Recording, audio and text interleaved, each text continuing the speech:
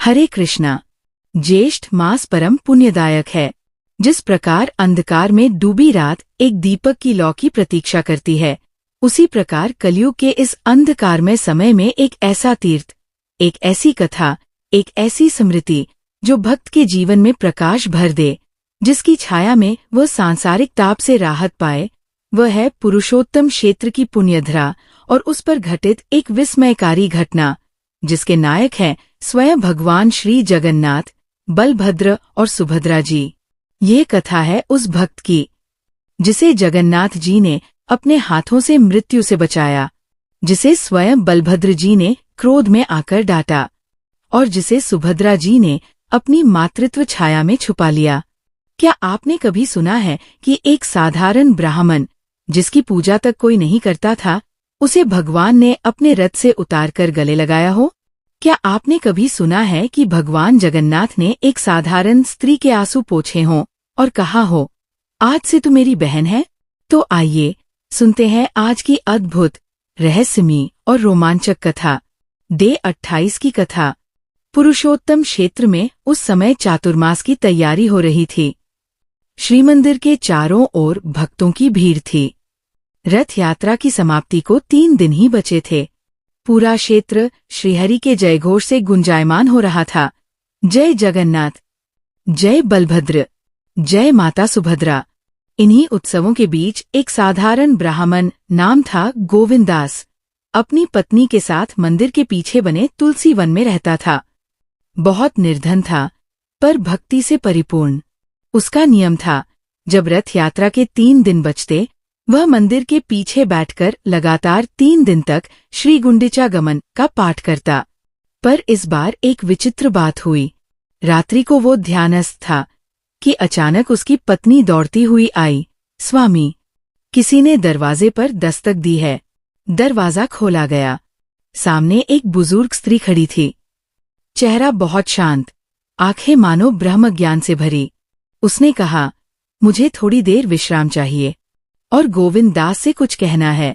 गोविंद चौंका, आप मुझे कैसे जानती हैं? वृद्धा मुस्कराई, तू मुझे नहीं पहचानता गोविंद, पर मैं तुझे वर्षों से देख रही हूँ। जब तू रथ यात्रा में रोता था कि हे प्रभु, मेरा रथ कहाँ है, मैं वहां थी। गोविंद दास स्तब्ध। क्या यह कोई सामान्य स्त्री थी या कोई दैवी शक्ति? उस स्त्री ने कहा, मैं एक रहस्य बताने आई हूँ और केवल तुझसे ही कह सकती हूँ। पुरुषोत्तम क्षेत्र में एक प्राचीन मृत्यु कुंड है, जहाँ जाने वाला आज तक जीवित नहीं लौटा। पर इस बार जगन्नाथ जी ने आदेश दिया है, तू वहां जाएगा। क्या? मैं? वहां? गोविंद दास कांप उठा। हाँ, क्योंकि वहां एक आत्मा बंद है, जो वर्षों से भगवान के दर्शन की प्रतीक्षा कर रही है। पर कोई संतुष्ट भक्त ही उसे मुक्त कर सकता है। गोविंद दास के पैरों तले जमीन खिसक गई। परंतु वहां तो, हाँ, वहां राक्षसी शक्तियां हैं, भ्रम है, माया है। परंतु यदि तू भक्ति से गया, तो स्वयं सुभद्रा जी तेरा हाथ थामेंगी। सुभद्रा जी? स्वयं माता सुभद्रा? ये कैसी लीला थी? अगले दिन गोविंद दास अकेले निकल पड़ा। वृद्धा ने उसे त्रिपुंड चंदन लगाया था और कहा था, यदि मृत्यु भी आए तो चुपचाप श्रीनाम का स्मरण करना, प्रभु साथ होंगे। घने वृक्षों के बीच, जहां तक कोई नहीं जाता था, वहां एक छाया दिखाई दी, प्राचीन द्वार, जिस पर लिखा था मृत्यु कुंड प्रवेश निषेध। पर वह चला गया। भीतर घना अंधकार था, लेकिन मन में एक ही दीप जल रहा था, जय जगन्नाथ। पहले दिन वहां केवल सन्नाटा था। दूसरे दिन एक रहस्यमयी वाणी गूंजी, तू क्यों आया है यहाँ? वापस चला जा, ये क्षेत्र तेरा नहीं। पर गोविंद डटा रहा।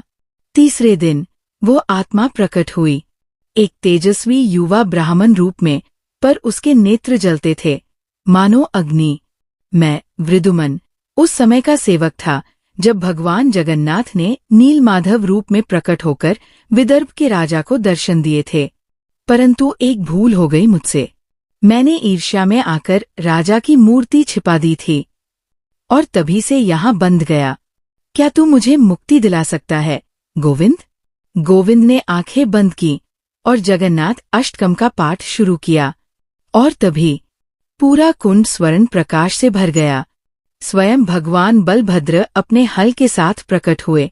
माता सुभद्रा ने अपनी आंखों से आंसू पोंछे और श्री जगन्नाथ ने मुस्कुराते हुए कहा, वृद्धुमन, तेरे पाप क्षम्य हुए।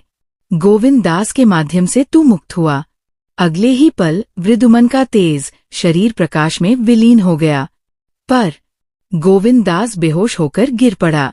जब उसकी आंखें खुली, वो श्रीमंदिर के रत्न सिंहासन के सामने था।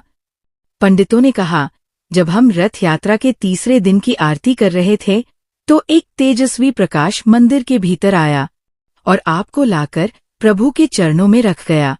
क्या ये संभव था? क्या स्वयं भगवान उसे वहां से लाए थे? तभी एक बालक दौड़ता हुआ आया। माँ कहती है, ये आपका चंदन।